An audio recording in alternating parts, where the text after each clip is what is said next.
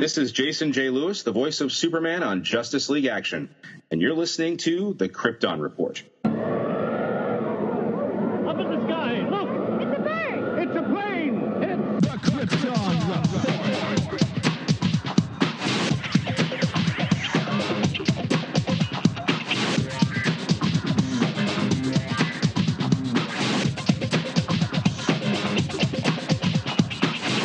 Welcome to the Krypton Report podcast, presented by the Southgate Media Group. The All Things Kryptonian podcast, including Superman and Supergirl. We discuss games, movies, cartoons, TV shows, and comics. Krypton Report pod can be found on Facebook, Twitter, Skype, YouTube, and Instagram. And if you want to drop us a line, send it to kryptonreportpod@gmail.com. We are on Patreon under Southgate Media Group. And our official merch page is tpublic.com. Search Krypton Report. Now on with the show. Welcome to a special Krypton Report review of the DC Films' newest film, Aquaman. I am your host, Tyler, the Prince of the Sea. You know, like the Gordon's fisherman. I'm not the king. I'm not cool enough to be the king. But the king is on the line here. He's on the other end. Let's see if we can get a hold of him. King, you out there? I can't make the sound effect. I'm trying to talk through the water. With me, as always, is my buddy James here. We're a little late to this review because, if you can't tell listening, I have been sick since December 4th. I had a cold, to a chest cold, to bronchitis, with an ear and chest infection, and I'm still fighting it for almost a month solid. So James and I have not got to record like we wanted to. We've had to reschedule, and we've changed some things around, and our last can't really record anything if you can't talk. I mean, our last recording was the Elseworld, and I pushed through that. That was during when I thought I was going to be good, but turned out pretty good though. Yeah, it did. But we're going to talk Aquaman. So we're going to do spoiler-free discussion first, just some thoughts and a little quick recap kind of thing about just Aquaman, period, and then we're going to dive into some details on the film. I took Solomon and my mom to see it earlier today, which was my second viewing.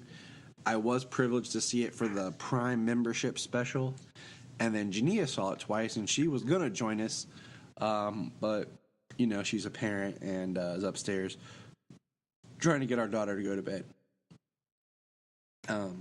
James, how many times have you seen it as of this recording? I have only gotten to see it once as of the time of this recording. I am going to take my kids to go see it probably this weekend. Cool. We wanted to try to give as much time for us to see it as possible before recording and everything, but life happens. We both saw it. So yeah, I want to see it again, and I'm going to see it again in the theaters. It definitely deserves to be seen on the big screen. Yes, it does. Sadly, I have to drive an hour if I want to go see it on an IMAX screen. Which means you should just take the extra time and come visit me. And right, drive 2 hours. It's worth it. You get the privilege of my company. Yeah, 2.5 hours. Go see Aquaman for another 2.5 hours. Sounds good to me. So first of all, James and I both like the movie. And we'll get more in detail what that means, but it's a fun movie. It's a good time. My brother, I'm just throwing this out there, who I've yet to have on the cast, which this would have been a good episode to get him on there if I ever could. He enjoyed the film. He called me afterwards and told me how much he liked it. It seems to be getting a lot of positive buzz.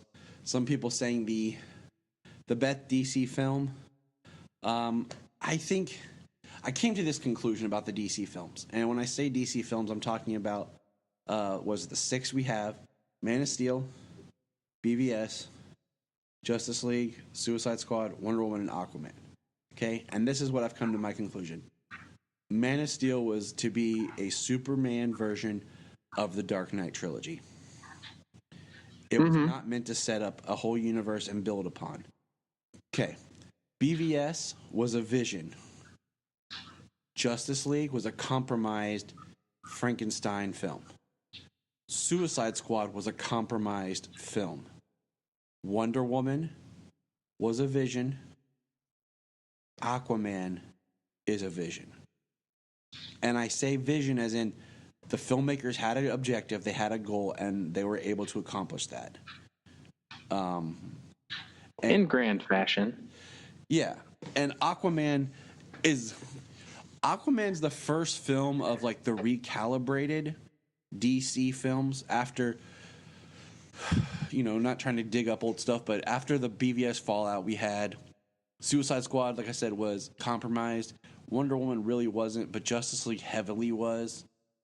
And Aquaman was the first film with the new people behind the scenes taking control and pushing it where they wanted the films to go. And I think that reflects in the film.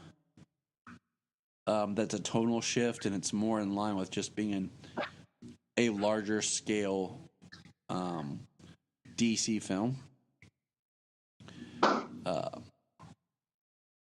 And I feel like, I called Man of Steel to my friend. I said, it's like if you are a statistical person, it's the outlier because it fits with the DC films, but at the same time, it kind of feels out of place. And that just goes back to where it wasn't set up to be what it became. I just wanted to say that first. Now, jumping into Aquaman. Aquaman was set diving in to Aquaman. Oh. We always take the deep end here. Right. Was it 2014? Sometimes we drown. 2014, Jason Momoa was announced that he would be playing. He was cast as Aquaman. I'm trying to remember when it was announced that he was going to be Aquaman. Because it was in spring of 2015, we got that first photo of him holding his mother's quindent, and it said "Unite the Seven," and like it had the really kind of like white, palish colors, and it was what has been referred to as like the BVS Aquaman. The Aquaman we only saw in the security footage, and I will admit that I was a little let down by that, just because like they had toys of BVS Aquaman and all this. And I thought he would just do something in the movie, like show up or have a scene, more so than he did.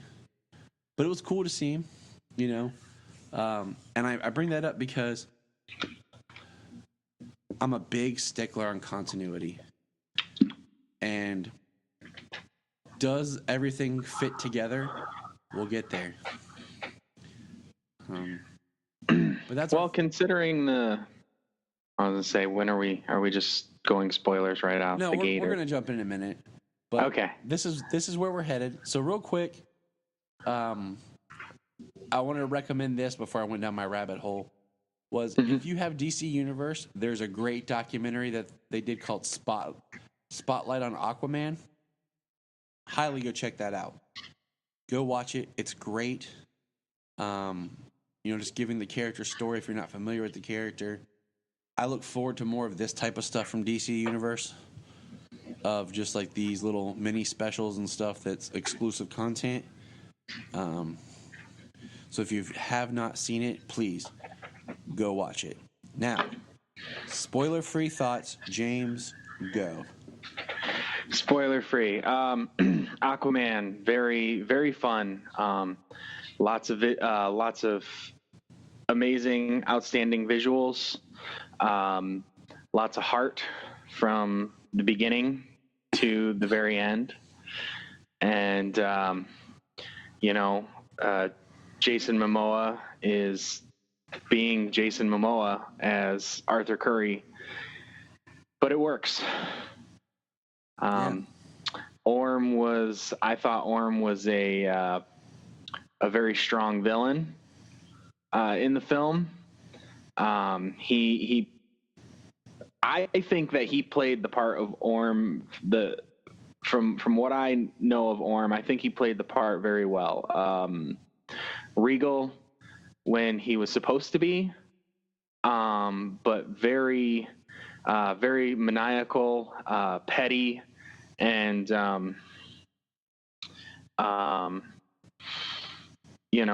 breaking laws and breaking tradition as a villain would, as he saw fit to steer things his direction. And Black Manta was outstanding, which I got a comment on that with who I went to the movie with when we get there. Sweet. It was funny. I told her too. I was like, I'm saying that you said it too. It's going to be on the podcast. Yes. But Aquaman was really good. They did a great job setting him up. His costume looked friggin' sweet. The action scenes, the kinetic use of the camera, just amazing. And Mira, Amber Heard, I mean, the woman is gorgeous, and she did a very good job, and I like the way that they showcased her powers, from little moments to the large third sequence battle. So, yeah, it was. I really enjoyed the film from beginning to end. 2 hours and 20 minutes, and it just goes and goes and goes. Like, there's very little time to. There's not like a bathroom break time in the movie. Like there's a lot in there, Unless and you when have a James little Wan, child. yeah, well, you have to then, because there's a spot that I picked specifically for a bathroom break today, because I knew, and I'll get into spoilers, and it worked out lovely. Oh, nice. So yeah, it's a great movie. It doesn't say it just and like James Wan said, he made this Aquaman like there was gonna be only one Aquaman movie, and Yes, I was gonna say if there was only one, I mean, it'd be a crime, but it's a good one. Yes, I was gonna point that out. Like, it felt like he held nothing back. He found a way to weave in storylines and subplots and everything of characters that you could say, "Oh, we'll hold them for the sequel," but he wanted to give us a full experience and immerse us in Aquaman and his world, so that if this is a one and done, you can walk away feeling full. So I'm gonna piggyback off most of what you said and say I agree. It was very fun. I've enjoyed it both times. I wasn't bored. I think James Wan's camera work is awesome. I think the movie has a lot in it. You just need to pay attention to dialogue. I've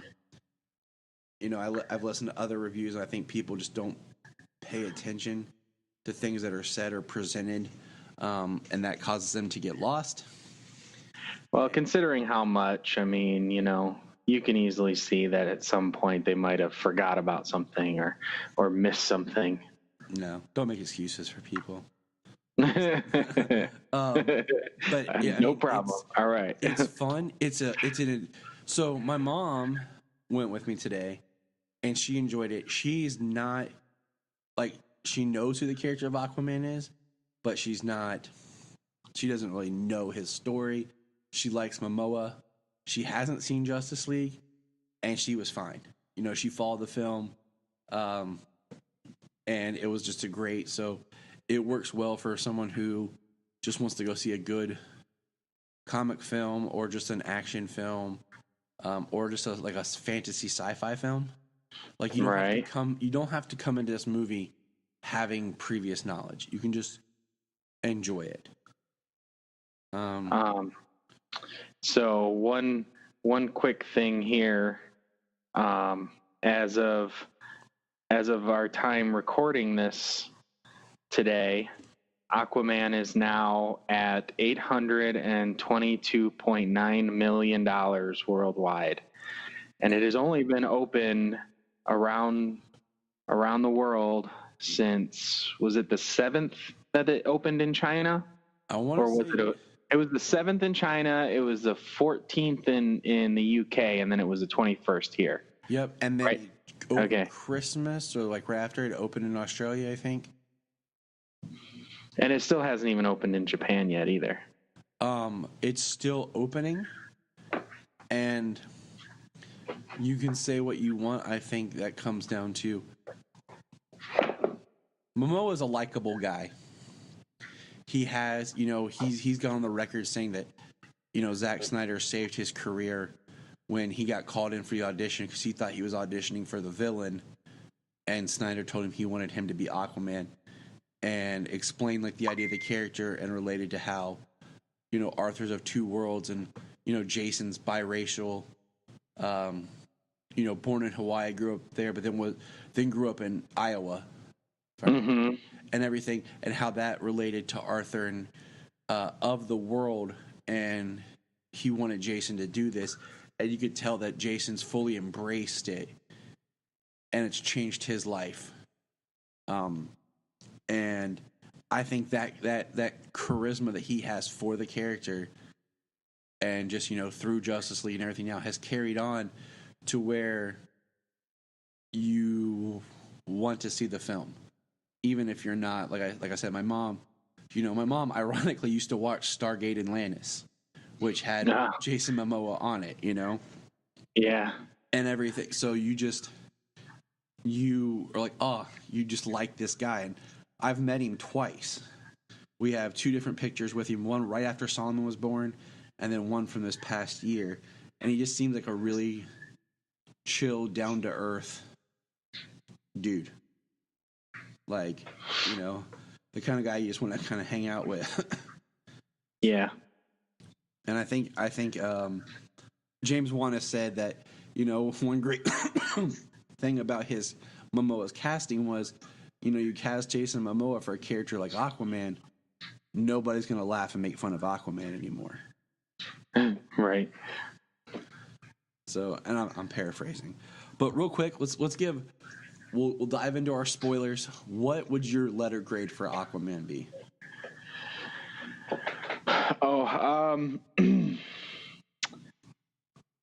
Well, seeing as it's probably in my top 3 of DCEU films, I would probably have to give it an A minus. An A minus. That's it. I agree. It's A minus or an A. I've seen it twice. I've seen it once, so I've kind of got to give just I will just say what little bits I. One thing that annoys me is people who nitpick films, because one, when you're presenting something this grand, there is the suspension of disbelief. Okay. 2, sometimes little things get lost on the cutting room floor to make up time. 3, if you want to be that much of a a-hole and nitpick everything, tell me your favorite film, because I will go nitpick it apart. Because every movie can be nitpicked to death. Okay? I don't care if you're Raiders of the Lost Ark, okay? Or Superman the movie. Okay? I will go and I will point out where if I wanted to nitpick something, I can't. And that's just something that annoys the crap out of me when people want to start nitpicking. I'm like, please tell me your favorite movie, and we will have this argument and discussion. Because if there's one thing that I'm good at, man, I am good at arguing. That's my wife. Like, she's like, I can be completely wrong, and I will find a way to turn this thing around. Right. What's that movie? Thank You for Smoking. If you argue right, you're never wrong. Amen, man. That's Nick Taylor in that movie. That is my dude. So no, I give it an A. It's fun. It's everything you want from a comic film. It's still a DC film.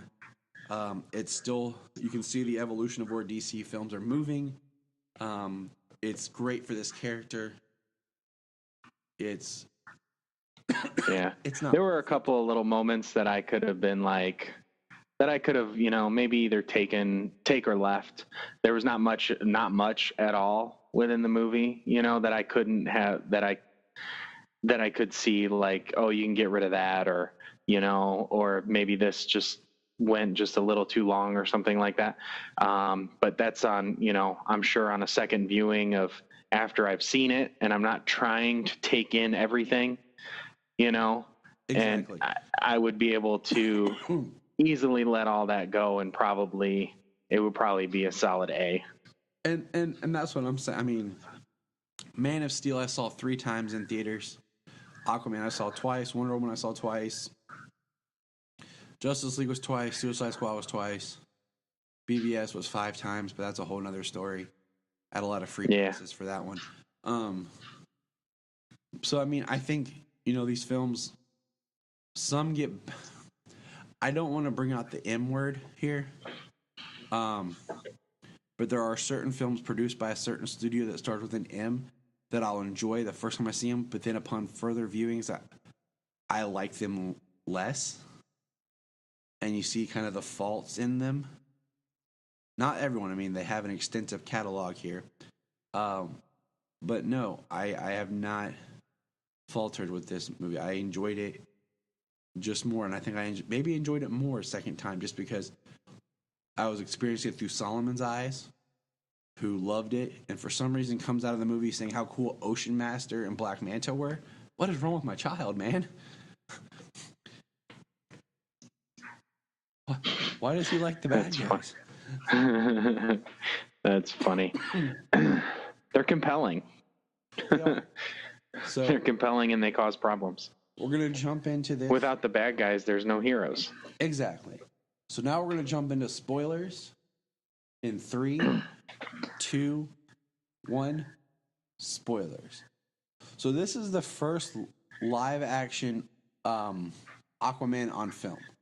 We had Aquaman on Smallville, and then we had the failed Aquaman pilot that didn't get picked up for TV. But we were saying that Aquaman appears in in BVS, and then he appears in Justice League. I just want to knock this out real quick. In Justice League, he goes towards Atlantis. He doesn't go into Atlantis. He goes to an outpost where they're hiding the mother box. Okay? For anyone that's like, well, how did he know where it was? We know that he's conversed and learned and everything with Volko. So it's easy to assume that at some point in time, Volko had told him history and he knew it. We know that Arthur's father himself, Thomas, stressed that Arthur study history and know his history. Yes, it refers to land history, but that is not far to believe that it would not extend to Arthur learning his Atlantean history.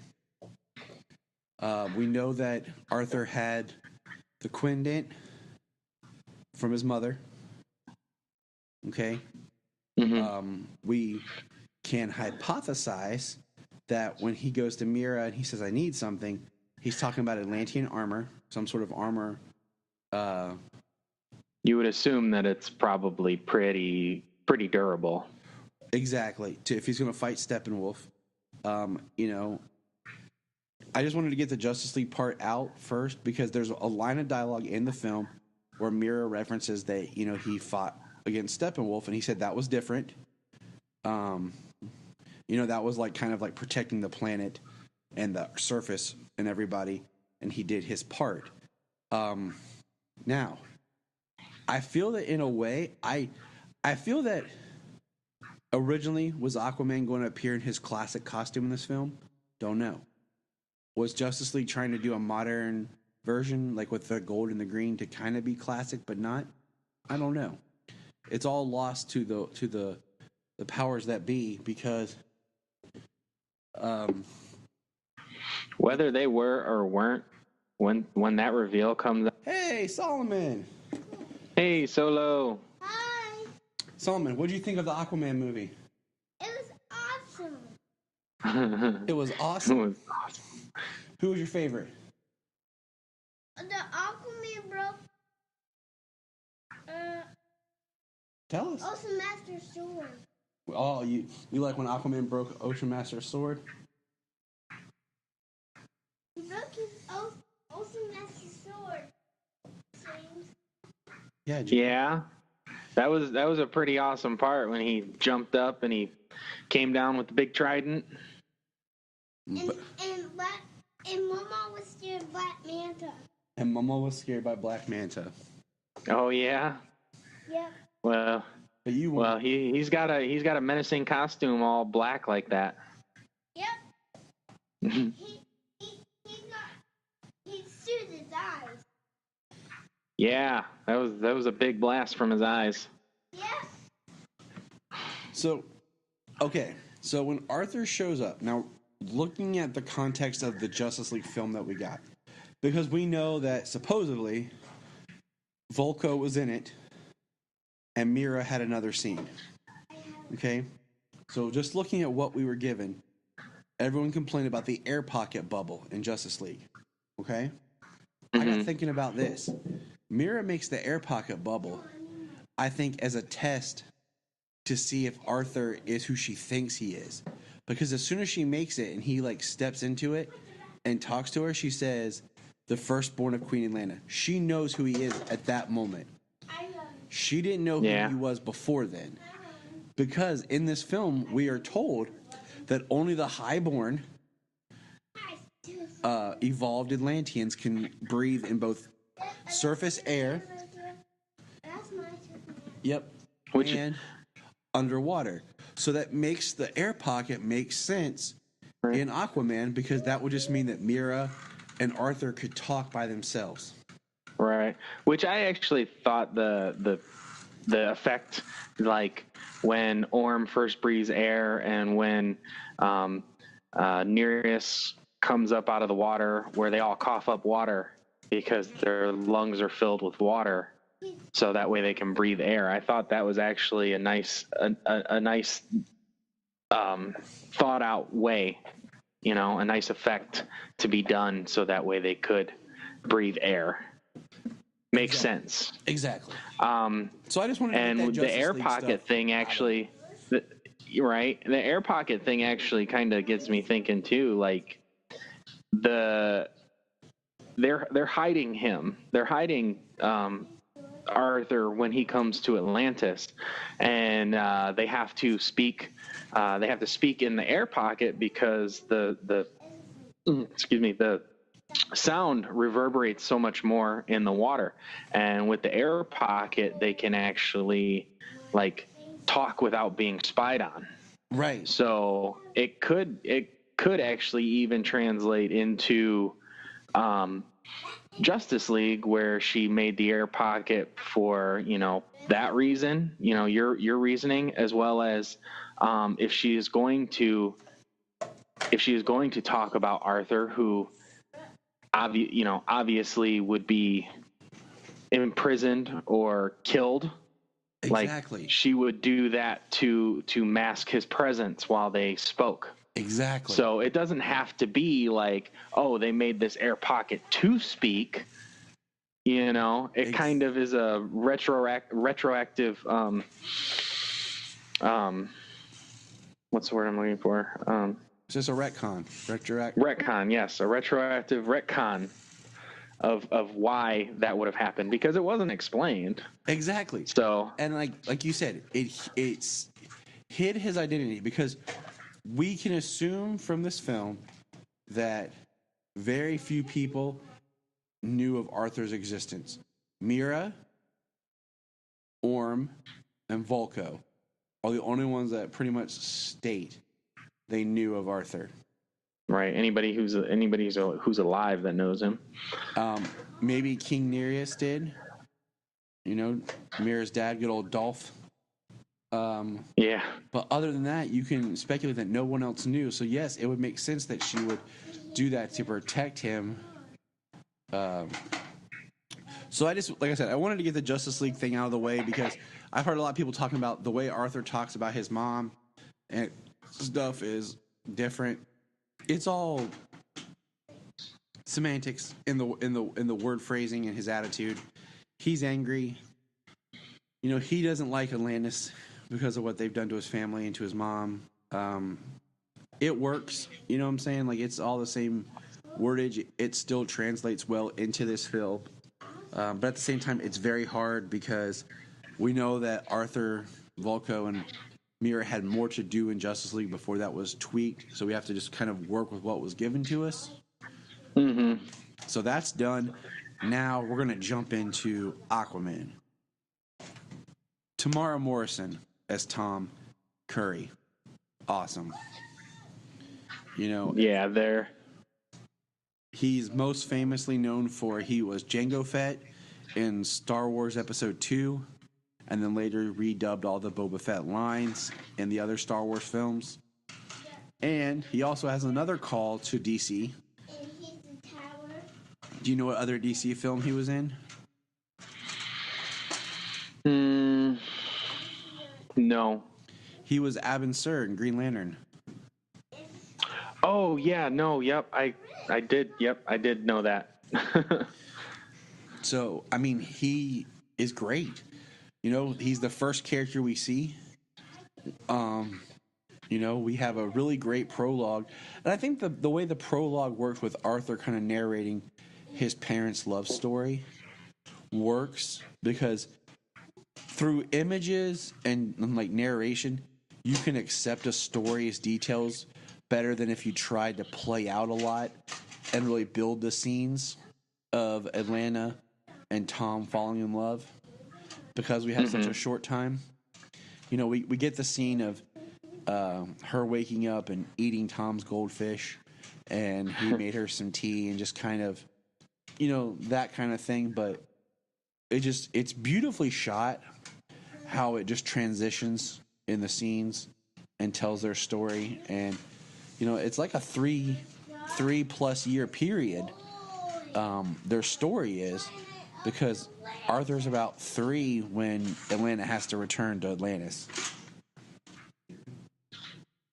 Right. And that fight scene that Nicole Kidman has in the Lighthouse against the Atlantean soldiers who come to take her back is amazing. Yeah, wow. I love it. Okay, so I love it from the perspective of like the filmmaker. Like I watched it, you know, again today with just watching the camera because it's not cut. When Juan wanted to get to a different angle, the camera moved to that angle. So it's a continual action sequence with the camera moving. It's like the camera's involved, like you're there. Like yes. The Quindent swings over top of the camera and the camera moves over top of the shot. So as the action's moving, so like the camera is always like trying to stay out of the way and catch everything from these angles. And so, I mean, that scene alone is just like a moment. And then we have the setup at the beginning about she says she'll return to Tom, to wait at the edge of the dock. She'll return to him one day, and she has to go. And it's heartbreaking. Like, which is heartbreaking. Yeah, that's heartbreaking for his dad. You know, for 25 years, 30 years, however long it was. 28-ish, because Arthur was born in 85. Which is the same year I was born. Okay, so that'd make him 33. It was dope. It made me happy. My mom like smiled and pointed that out and everything. I was like, "Yes, Mom. Yes, I know.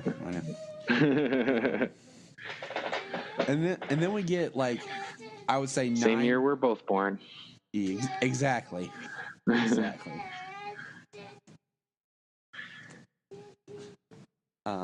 Solomon is playing with his Batman and his Aquaman toys and stuff here behind me. So we get, what would you say, about 9-year-old, 8 to 10-year-old Arthur at the aquarium? At the aquarium, yeah, I would say 8 to 10. It's a beautiful scene. It's sad where he's getting picked on, but I love it when like like we see in the trailer, the shark slams into the glass, and then you see like all the fish just kind of line up behind Arthur at the aquarium. And you're just kind of like, yeah. You're kind of like hoping that they bust out and like just like attack the bullies. or I Right. was. I don't know if that's what I should be chanting for, but So I like the transition they used where they go through the ocean and then they come through into the aquarium and then they go back through the aquarium into the ocean yes. and it transitions. It jumps in time through those transitions.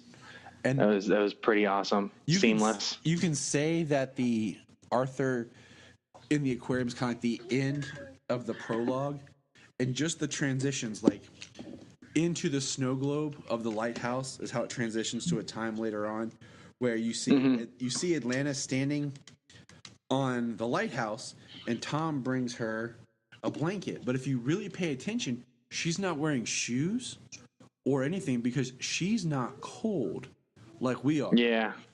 Yeah, she's used to the icy cold depths of the ocean. So there's great. I mean, Which I had this. I didn't notice that, but I had the same thought. I'm like, well, I was like, that's doing nothing, but it's loving. yeah. I mean, it's him. It's him being loving as he knows how to be. And Yeah. there's little stuff like that I picked up on more the second time because that's the stuff you look for. You know, little details that you don't notice, like the lighthouse snow globe was sitting on top of an H.P. Lovecraft book. And I just wonder, like, how much of a fan of H.P. Lovecraft is James Wan.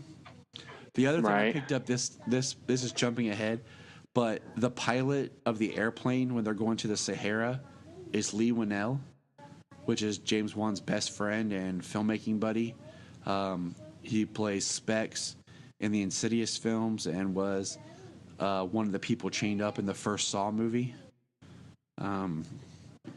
So that I was like, oh my gosh! Was it the guy chained up, or was it the guy, or maybe it was the same guy? But I heard that he was the guy who wrote the first Saw movie. Yeah, he was. And I'm thinking maybe that I'm trying to think if I recall if the younger guy chained up, not Carrie, it's Carrie him. Eloise. Yep, it's the same person. He wrote Saw yeah.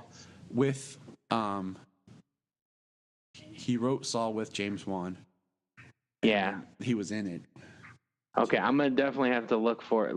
I mean, I knew who the guy was as the pilot, but I'm just gonna have to look and see if I could recognize him because, like, he had the glasses on, maybe he had a hat on, he had the headset on. Yeah, it like I said, just little stuff you're looking in the background for when you revisit something. Excuse me. But so the film, like modern time, starts with a great shot of the fact that it's a machine gun going off inside the sub, but the angle and then the cut is you don't see people get shot, is you see the gun going off, and then you cut and you see a bunch of people laying. So it's like tastefully done of how Manta and his father are hijacking this submarine. And you get this cool little scene of, like, it sets up Manta as a character because he has his father and they have a father-son moment. And, you know, they're killing everybody. And Yeah. And then, boom, the sub is hit. Right. Coming in fast. Yeah, it didn't surprise me, like, that what the sub ended up being used for, but it just seemed like the way it opened and everything that it was just being pirated. You know, they were taking a sub. It makes sense, and it, like I said, didn't surprise me what it was being used for. Mm-hmm. It was a very touching moment between them. I like how Arthur told his father, though, you know, shame on you. Like, you're the reason he is who he is. You're the reason he is the way he is. Yes. Like, you did wrong by your son. Because we have Arthur battling his way to free all of the hostage sailors, and Manta, attacks him and he's fighting, and then Manta's dad shoots Arthur with, like, a bazooka type round, you know, exploding grenade, and Arthur gets knocked back. And then it's great because this scene sets up Arthur's power, and we get to see what he can take when it comes to mortal, regular, for lack of a term, surface dweller weapons. Yeah. And then, he has that great line of just, ow. And he gets up. Right. So then, he's fighting, and during the fight, Manta's father, which I don't think they ever say his name, gets pinned. No, Manta says, Dad, or whatever, and Arthur's like, Dad. And that's when he tells him, like, this is on you, like, shame on you. And then as Arthur's leaving, he tries to shoot Arthur. Arthur moves, causes an explosion, which knocks torpedoes on top of Manta's dad, and then Manta's losing his junk. And, says, have mercy, help him. And, Arthur has a great line of, you killed innocent people. Let the sea be your mercy. Ask the sea for mercy. And he leaves. Yeah. I mean, he killed himself, I mean, Yes. he did leave him to die when he could have saved him. But he killed himself, not with the bomb, but with, I mean, so when Arthur is, I mean, indirectly, I would say, responsible for Manta's death because he didn't save him. I mean, they still make it a fairly comic accurate version. Yes, and it continues the story, fathers and sons. Yeah, because you have Manta and his father, and then you have the ghost of the father that is King Orvax, that plagues upon Orm, and then you have the father-son relationship of Arthur and Tom.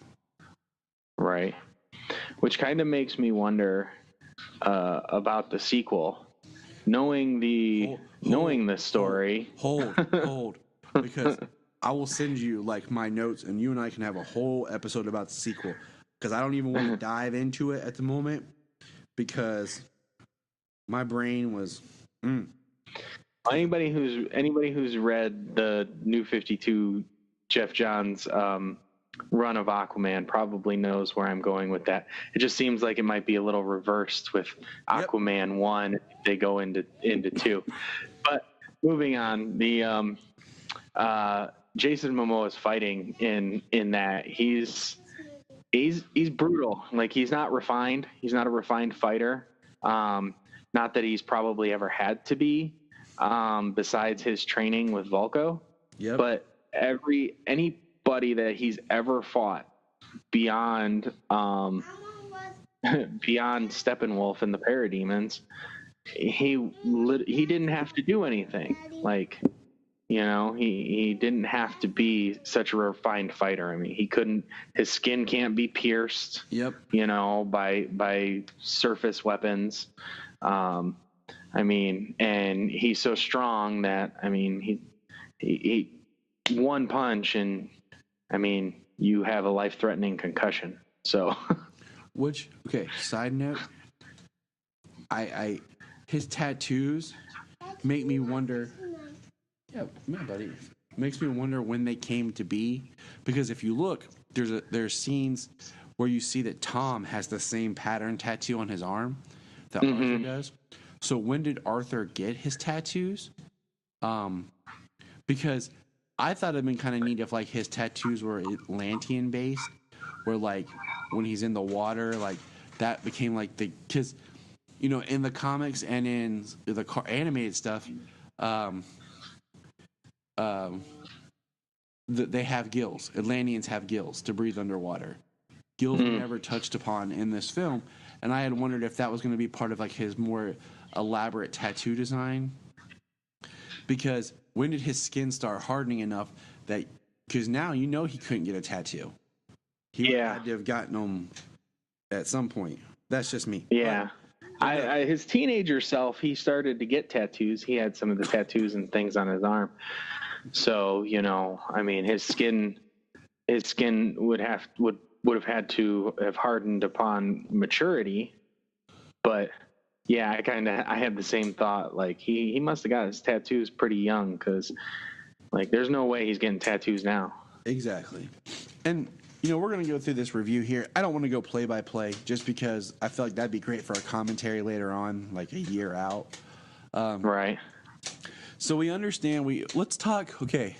So after this, Arthur goes to see his dad, and it has one of my favorite scenes in it when he's at the bar and he thinks these guys are going to like try to bar fight him, but really they say, "We just want to get a picture. You're like a local hero." And yeah, just those shots of like his awkwardness to like embracing those guys and having a good time with it are priceless. Yeah, I thought it was great. He was, "Don't touch me." And then as the photos play out, he's drinking, they're all drinking, having fun. He starts drinking and having a good time. I like his interaction with his dad too. He's like, I have superpowers or whatever, and you can still drink me under the table. That's like, my superpower. Exactly. Little stuff like that.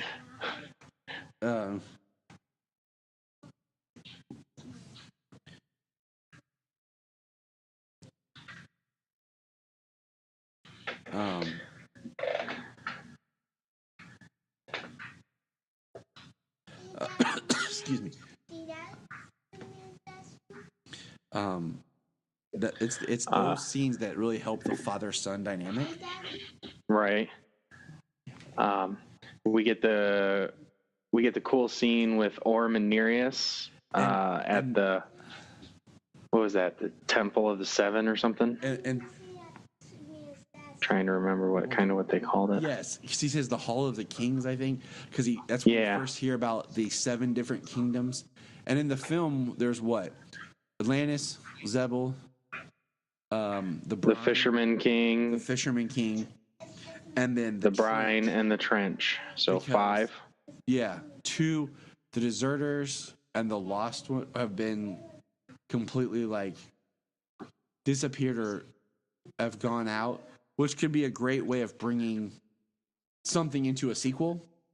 Because Atlantis is really built around a lot of mythology. And we learned that, the Brine were basically a kingdom that, like, basically de-evolved in the ocean and became more like crab people. The Fishers became more like fish. And then the Trench became fish and philosophers. Unhuman. Something out of James Wan's nightmares. Yeah, he was probably like, wait, I get to direct this? Yeah, I'm going to do this movie. Right. He still got to put his horror chops in there. Oh yeah. Which did you catch on either viewing the Annabelle doll? Nope. Okay. I'm gonna look for it when I go, because I read where it was, and I'm gonna look for it. Have you heard where it is? Did you read where it is or anything? Okay. I did not hear about till after my second viewing. Okay. I will tell you this right now. I have seen Dead Silence a lot. It's one of my favorite James Wan films that's underrated. And I still have not seen the Jigsaw doll that's hidden in Dead Silence. Oh, okay. In the scene, not Dead Silence. I have not seen Dead Silence, and I haven't seen Annabelle Creation yet. Well, see Dead Silence because I think it's great, and you're fine, buddy. I'll fix it. It's completely underappreciated. It's just a fun, scary horror movie. But there's a scene where there's a bunch of dolls, and Billy, the puppet's supposed to be hidden there, and I've yet to find it. And I haven't looked it up because I'd rather find it on my own. But that's cool. It's this little one. Yeah, I didn't look it up. It was an article, and so I read it. It's something that had come up. It's not something I sought out.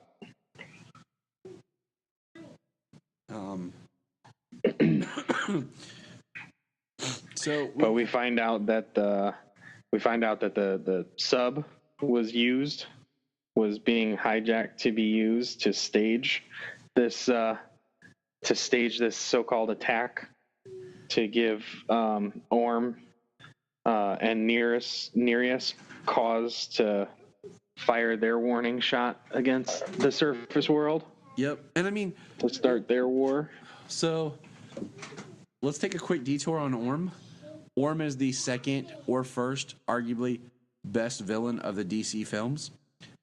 Second/first being Zod, to where you see their point of view and understand where they're coming from. You might not agree with what they're doing and why, but you can understand what they're doing. They have a valid viewpoint for their actions, and in some respects, their actions can be looked at as unjust. And I also I thought about this. I've always seen Orm depicted as the black hair, but looking at Patrick Wilson as Orm, it's kind of a reversal to where looking at Patrick Wilson as Orm is what you would think Aquaman would look like. If you look at classic Aquaman, that's almost what you're looking at. And since they've kind of changed that with putting Arthur as Momoa here, having Orm kind of in the reverse, I think really works and is it just works as the family dynamic. Right. The reversal fit plus Nicole Kidman being his mother. We never got to see King Orvax, but Nicole Kidman being his mother would definitely show the blonde hair, as well as classic Aquaman. It was a white guy at the Lighthouse, so white hair or white guy, blonde hair. It's just what the character was made, but casting who they did to play Jason Momoa's father, makes total sense. Yes. What'd you think of the the visuals underwater? I like how it looked like they were, just the light haze of the water around them, as well as the sound. It worked for me. I have a problem with some poorly executed what's called dry to wet. It's where you use CG, fans, lighting, and stuff to give the impression that you're in water. Mm-hmm. And so when it's done bad, it really is bad. And so sometimes I have a problem with that look. But my mom immediately pointed out at the same time that the attack, they were on the submarine, was a setup. And yes, we learned that, Orm engineered the attack with Black Manta to, get King Nereus on board. Yep. So it's really interesting to see the depth of Orm's plan. Yeah. And like I said, Patrick Wilson's Orm, he was regal when he needed to be, there were times when he could have easily yelled his lines and be some kind of maniacal sociopath, but he would deliver his lines with such a purpose, with low tones. It's even more menacing when he would do it like that, but then he would turn around and do things stage that attack, and kill the Fisherman King with the more power that he got as the movie progressed. He became more. He would break that. Well, he was about that tradition. Yes. It could, because it's the ancient laws and it's a big thing. So he definitely put on that front to respect the ancient laws, but probably more out of the fact that the others would have more respect for those ancient laws. And then when he could, he threw them to the wind because it would benefit him. It would benefit what he wanted. So you're talking about when he's with the Fisher King, my mom said there's a scene where he's holding his trident behind him, and it looks almost like a devilish crown, the way the trident is around his head, before he attacks the Fisher King. And then you were talking about the laws, and Mira has the best line when she calls out her father and says, Arthur holds Atlan's trident, and if you oppose that, then the Atlantis that you claim you're fighting for is already gone. Because that's the most sacred of like laws and trust it is about the trident. And it's just a really cool, big deal line that definitely, hits him. And Orm is doing what Orm thinks is best. Now, jumping ahead a little bit, we have the scene. Orm basically does something that I don't quite disagree with. He floods the surface with all the trash and pollution that they've been putting in the ocean. It comes back with a giant wave all over the world. There's dialogue about what the surface has done to the ocean with pollution, how it poisons their children and all this. All these things, which I think is really interesting. Yeah. Because it goes back to where you're well, Worm's kind of on, I get it. Oh yeah. It's despicable what's in the ocean, and what it's doing to sea life and stuff like that. Superman's powers for a day, man. There's so much I would like to accomplish, but I think the biggest thing was I'd love to just Superman the ocean. Clean that junk up as much as you can. If we could, but that's a side story. Yeah.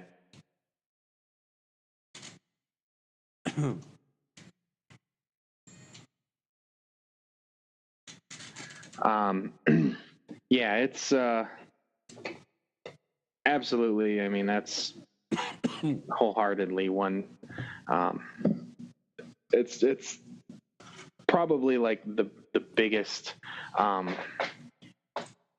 impact from the movie about what the real world is like.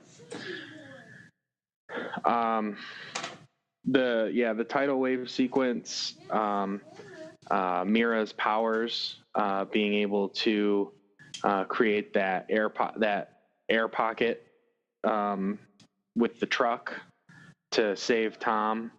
Yep. And being able to draw the water out of his lungs. That was pretty awesome. I like seeing her do things, and then because there's even the line we were talking about earlier, where Arthur says, "I don't even know your name," and she gives her full name and says, "You can just call me Mira." And right there it tells you that they hadn't even had that much of an introduction, that he knew what her name was and who she was. So that plays into we were talking about with the Justice League introduction, what we know and what we don't know about their interaction.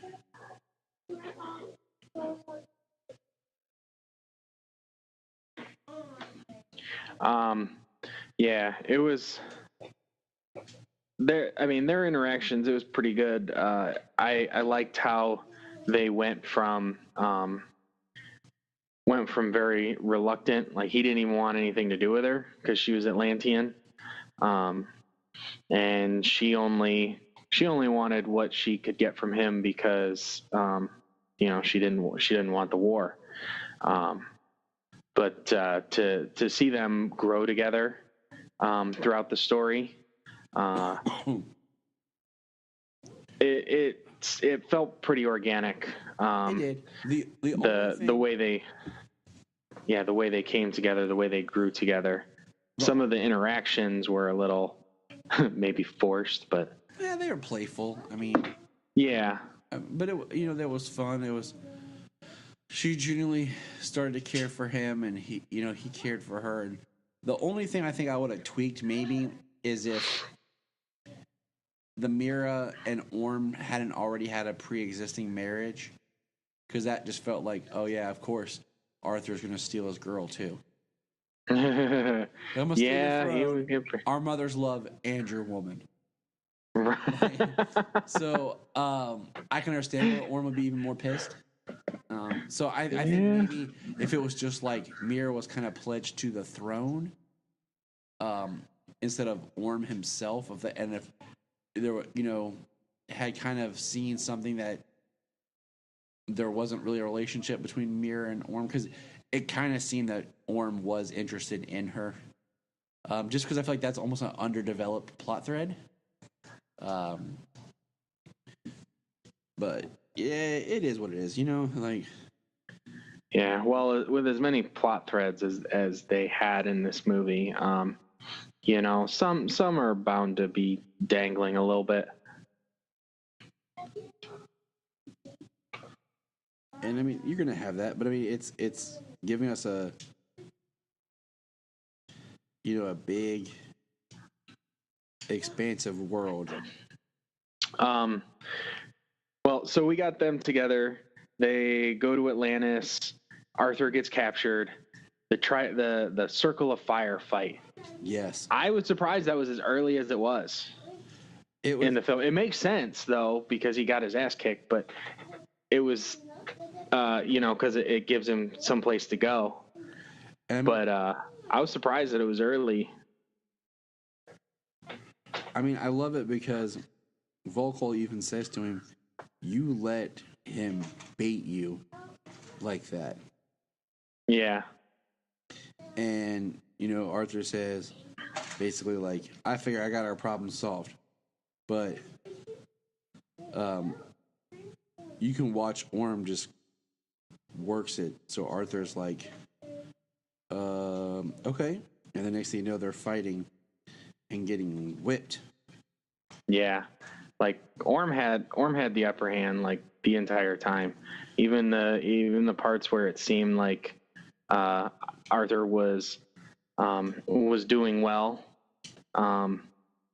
I think there was very little that he was like overall doing well. I think Orm wasn't in any real danger but once in the fight.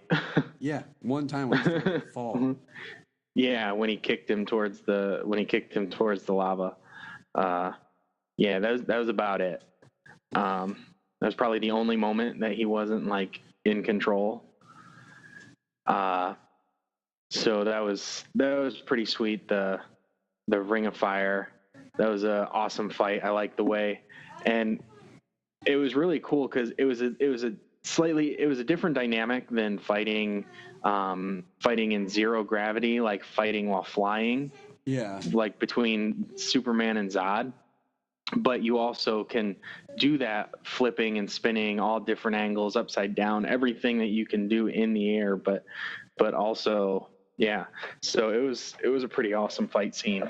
You want to like go back and jump in a pool somewhere, like. Yeah. So I said that too during the movie. I was like, I want to go swimming. And I said, I said this before it came out. I was like, from appearance wise, I wish this movie was coming out in April, and that Shazam had been released in December, just because like Shazam has the set at Christmas time. Yeah. And has that winter feel, and that's what we're in. Whereas Aquaman has that adventure water side where you're kind of like, man, I want to go outside. I want to go swim. Like, right. It's snowing outside. What the heck?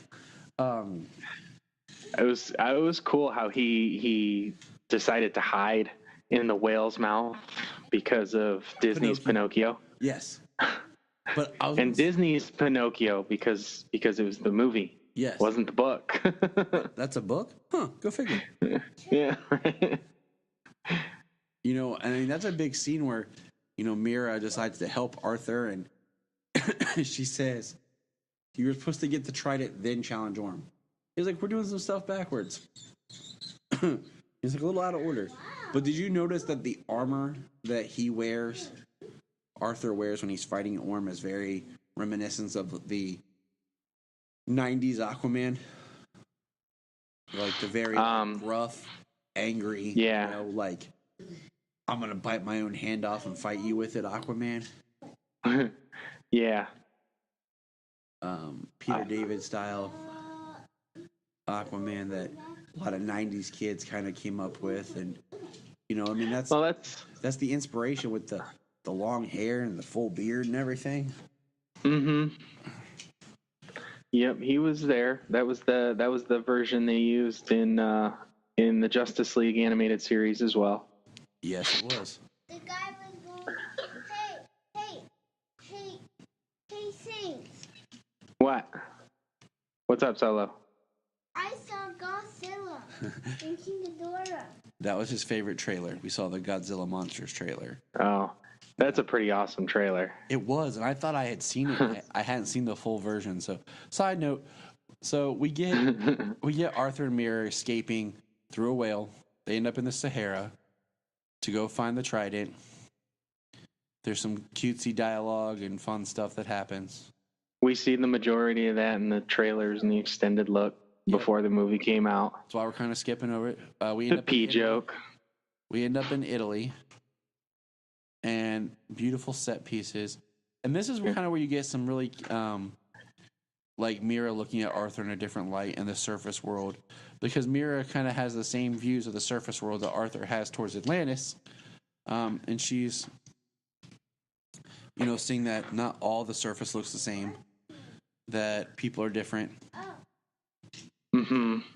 You know. Yeah, it was really nice going from the quick during the Sahara scene where she was saying that the surface world is like the desert, you know, and that people are bad up there and the world is dying up there.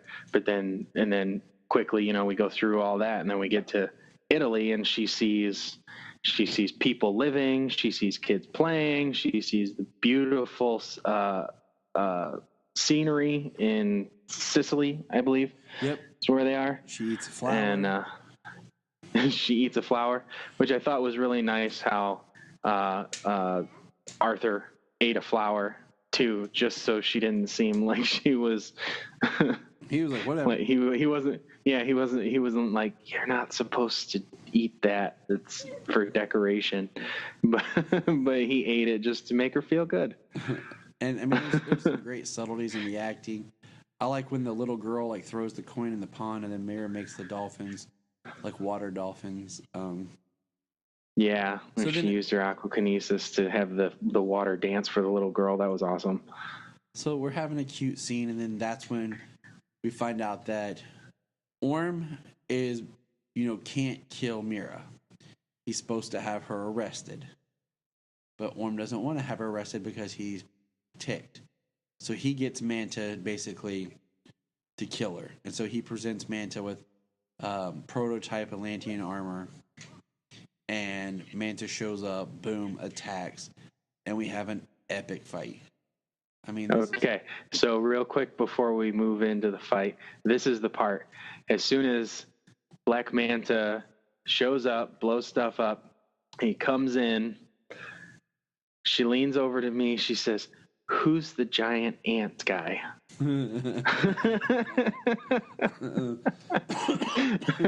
I say, "He is not an ant."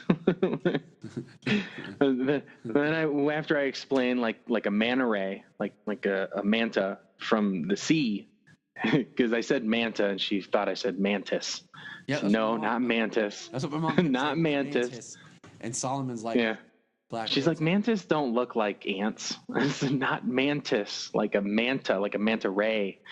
And she's, oh, okay, that makes some more sense. Like, she's like, I can see that, but he still looks like an ant. I'm like, okay. We're like, you know what? Go away. Go with it, because he's doing some badass stuff right now. He is. Like, he just comes in like full force. And, you know, Solomon pointed out, he's like, you know, there's 2 villains, Daddy. You know, there's 2 bad guys, 2 big Aquaman bad guys. And I'm like, yes. And I think Black Manta was used for the perfect amount in this film, because you get Black Manta, you get his story, but yet his thread is there. If you want to pick it up and continue down the line, you can. Yeah. And his thread and his origin is tied both to the hero and the villain of this movie. Yes. So he's perfectly placed. So when some people say he might have been wasted because, you know, he's there for a handful of times, even though he steals the show when he's there, you know, the couple of times he's there, he's not wasted, because his origin is thoroughly tied to both the hero and the villain of the story. So I don't see how he could be wasted in his capacity. Oh, he wasn't. I mean, he shows. And the way he adapted that Atlantean technology was pretty awesome. Shows how technical he is, how smart he is, and how much engineering he has, engineering capacity that he has. He blows Arthur back, and you know, Arthur doesn't realize he gets burned, and like, we can assume that this is maybe the first time that Arthur's really been burned or hurt, because the way he reacts to the plasma rays of Manta and everything. And, you know, we get a lot of really great, like, this is a scene that would be great for a commentary, because there's a lot of great camera work of that, long shots that we talked about, tracking shots. And one of my favorite scenes in this fight is, you know, Arthur's like, "Who are you?" Manta recalls, he's like, I told you not to make a habit of this. But Manta knocks down a bell, and it's going towards a family. And instead of Arthur running and like grabbing the daughter and moving her out of the way, he like football tackles the bell, the trick bell. Like he shoulder checks that bell. And I was like, that's awesome, because like that shows into his character, you know, because like Superman would have grabbed the girl and moved, like, and probably just let the bell hit him. Batman would have grabbed the kid.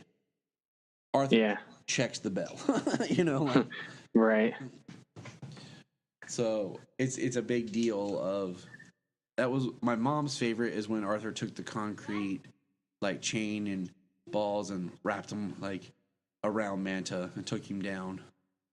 Yeah, which is basically the end after he basically created that giant bolo and freaking wrapped him up, sent him careening down the side of that cliff, which was just a brutal fall. We see Mira using her abilities and uses wine bottles as spears, which was pretty cool. Yeah. And which is the one thing. Yeah, did you hear Jamie? I believe it was Jamie on Holy Batcast, where he's like, "You're surrounded by water." Yeah. There's a fountain outside. There's the ocean not 50 yards from you, but you finally realize there's all this wine around you. Well, yeah, I mean, you can make all kinds of jokes later about drunk. I mean, you know, death and drunk. But it was a nice observation. And, you know, the next, you know, major part is they find out they have to head through the trench. We get a nice shot of the trench, and the trench scene is where I chose to take my bathroom break, because I knew Solomon had to go, and we went to the bathroom and got some M&Ms and came back right as Arthur and Mira made it through the vortex. Oh, nice. Yeah. So he missed the whole horror element of the trench. Yep. There you go. That's called the horror element of, yes, it is. The horror element of the trench, though, that was pretty awesome. You know, there was So there was that jump scare with the trench, and then obviously like them swarming like the way they did around Arthur and Mira. But the throughout the movie there was like, how many times was somebody ambushed? Like 4 or 5 times, and then there's the jump scare. Mm-hmm. So that's definitely right up Juan's alley. But the trench looked awesome. The way they moved on the boat was like amphibian like, almost like not because they're always in the water, but they're still humanoid. So it was kind of unique. But yeah, the swarm, the way they looked, that was just so cool. I thought the trench looked awesome. They did, and bringing back that, of course, when Arthur does get the trident and he comes into battle, the Atlantean says he even commands the trench, and King Darius is like, no, he doesn't. It's impossible. Well, guess what? He commands the trench. Yeah. So that third act battle, he gets the trident from the Carathin. We see the nice reveal that they showed in the trailers, and it works really well. The third act battle is huge, just huge. So much sea life going all over the place. And when he comes out from under the ground and he's doing his aqua telepathy and sending out the messages all over to all the sea creatures, like, it is just huge. Like, that had to have taken forever to create. Yes. One thing we kind of missed. We find out that Atlanta is alive. Oh, yeah, kind of a big thing. And, she was sacrificed. She's sacrificed to the trench for Arthur. And then, was able to escape, pulled into that vortex, and survived there. And it's a great moment because, in most comics, she's dead. Mm-hmm. And Arthur gets a great scene with her. And it's a big deal, I think. And it plays into later because, not to get too far ahead, but it plays into later. So yeah, we have the, Arthur's rightful king. He's got the Carathian, and basically Mira's the smart one who basically says there's been enough bloodshed and death. We have to end this. You need to fight Orm. We have Atlanteans fighting Atlanteans and the brine, and Arthur turns all their like sharks and everything that they're riding against them. Mm-hmm. Jor-El. No, I think Zod is bad guy. That's Superman's daddy. that's Mom. Hey, I need a Zod. All right. Solomon says I need a Zod figure, everybody. There you go. I can name this dog. So we have the battle, and then we have Arthur and Orm fighting. And now Orm has his father's trident, and Zod. Or Zod, jeez. Zod. He showed me stuff. I'm pointing at Zod. It's late. It's late here with us recording. And Arthur has King Atlan's, which is now his trident. And it's an epic fight of the two of them back and forth. Which is nice because they take it up to the surface of the water. They're up in the air fighting as opposed to under the water. She was advised to take him and fight him where he would have the advantage. And so, of course, Arthur defeats Orm. Like, we didn't see that coming, right? But what I love is he defeats Orm, and then that's when we get to reveal that Atlanta is alive, and Orm just melts for his mother. And, you know, we really feel like in that quick scene that we're not told how old Orm was when his mother was, you know, sacrificed to the trench. Basically, Orm was raised by his father. And that's where a lot of Orm's hatred comes from. And there's some great dialogue that Arthur says when he found out he had a brother, he wanted to meet him to know he wasn't in this alone. And, you know, Orm always calls his brother the bastard or the half-breed. But when Atlantis shows up, you know, Arthur doesn't kill Orm. And that's a big deal. Like, this is the first where the villain isn't murdered or dies in some way. He tells Orm, you know, when you're ready, we'll talk. So that sets up either a fall to like evil or a redemption story for Orm later on down the line. Right. Well, it shows it's a very good moment of character growth for Arthur because you know, on the way to the trench, he's talking about his remorse for creating black mana and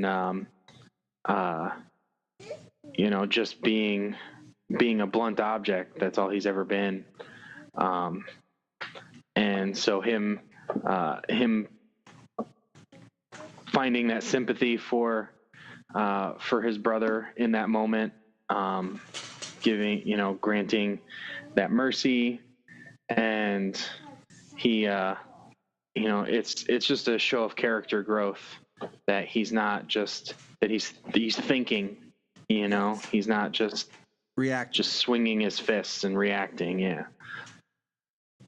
So then, of course, you know, all hail King Arthur, and you know, Atlantis, you know, is behind him because he holds the trident. You know, King Nereus accepts Arthur, but you can tell that, you know, later on down the line there might be some pushback, and that's going to be a thread for his story down the line.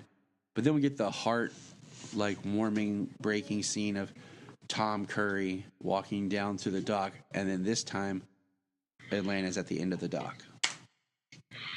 Mm-hmm. And he is just, you know, overjoyed.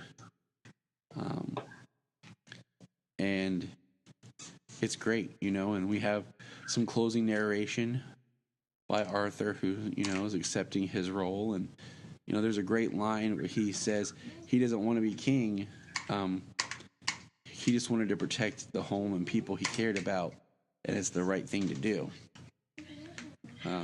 Yeah, which is nice. I think that's a nice thing for the character in this movie, and the characters so far overall, I believe, in the DC universe, you know, as opposed to Batman.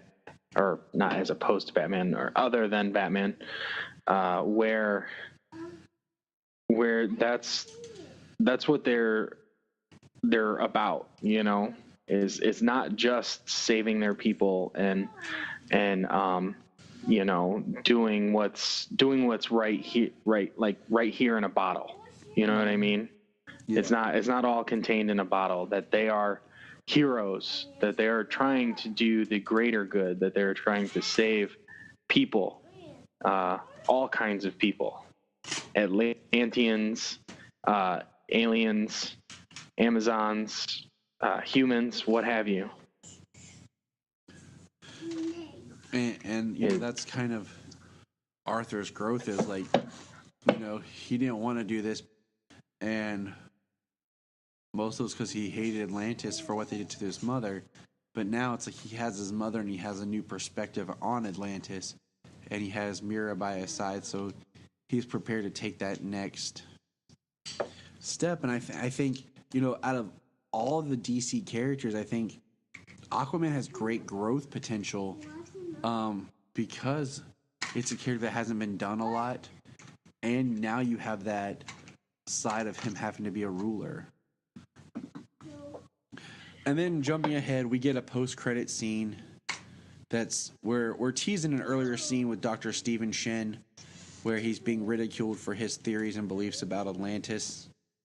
Mm-hmm. Now, can we just say that we're living in a world where a man can fly, who's an alien, Who is a known alien? Yeah, who is a known alien? and we're not able to go on a little bit of faith and think that maybe there's something to Atlantis? Just throwing that out there. And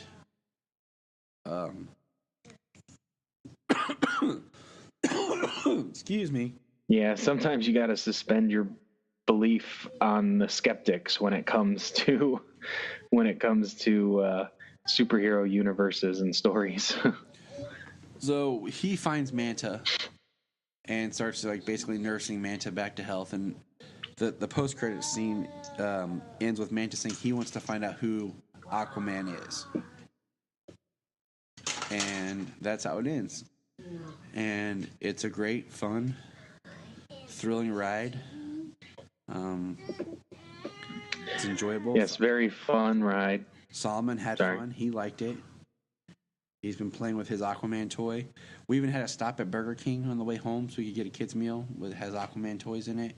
Got him a little Ocean Master from Burger King to play with in the bathroom or the bathtub. I mean. So have you seen the multiverse toys for Aquaman? Yes. They look awesome. Yeah, like the multiverse is it's a really good line as it is. Well, it's the way they get the people looking like the people. They keep making the multiverse better. Because we have the multiverse line is like the figures you find like at the regular store, and then you have like the DC Direct. The Aquaman figures kind of kickstarted the newest line of the multiverse figures. Mm-hmm. Because they changed the packaging and they're even more detailed. Like if you're curious, look up, just Google search the Supergirl multiverse figure, and it looks good, but it looks kind of plainish. But then look at the current Mira multiverse figure, and you'll see what we're talking about. Yeah, and the Manta one, the details on his suit look so good too. Ooh. But yeah, that is Aquaman. We're going to kind of put a wrap in it because I'm coughing to death and I'm drying out here because I'm a fish. I'm going to go... He's far away from the water. I'm going to go, dive back in the water. And yeah, James and I will pick up our conversation at a later date and discuss what we think we'd like to see for Aquaman 2. Yes. And it'll be nice in about a year to do our commentary on Aquaman. Oh, which we for sure are going to do. So. Yeah. Well, we have some more movies in between that we'll be able to do at some time or another when we have a gap. We haven't done Suicide Squad yet or Wonder Woman. We took Superman. We took Superman movies: Man of Steel, BVS, and Justice League. Yep. And we're just going to cover them all because that's the current films, and of course with Wonder Woman 2 coming out, and it just makes sense to kind of keep up the discussion of these connected films. So to everybody out there, go see Aquaman. You've probably seen it if you listen this far into the podcast. So your assignment is to take someone who hasn't seen it and go see it again. Absolutely. If you have a chance, go see it on IMAX. I want to. Hopefully I will get to before it's out of theater because I'd like to see like 15% more of a screen around the sides just to see the spectacle and everything. Totally worth it. But I'm gonna go see it, and like around here we've got like I don't know, they call it XD thing. We've got reserved seating theaters with, it's a larger screen. It's the largest screen we have in the area. I don't think it's Cinemark. I don't think it's quite IMAX level, but it is still the biggest screen in the area. Even IMAX, hopefully I can go check that out. Even IMAX movie theater screens usually aren't pure IMAX. They're a little bit smaller than like the IMAX, like if you went to like an old museum or something. because the IMAX screen that we have that we go to, it is bigger, but it's still a smaller IMAX than compared to some others. But it's totally Right. worth it. All right, man. Well, there's not one around here, so I've actually never been to an IMAX theater. So We're gonna have to change that crap. I'm down for it. All right, buddy.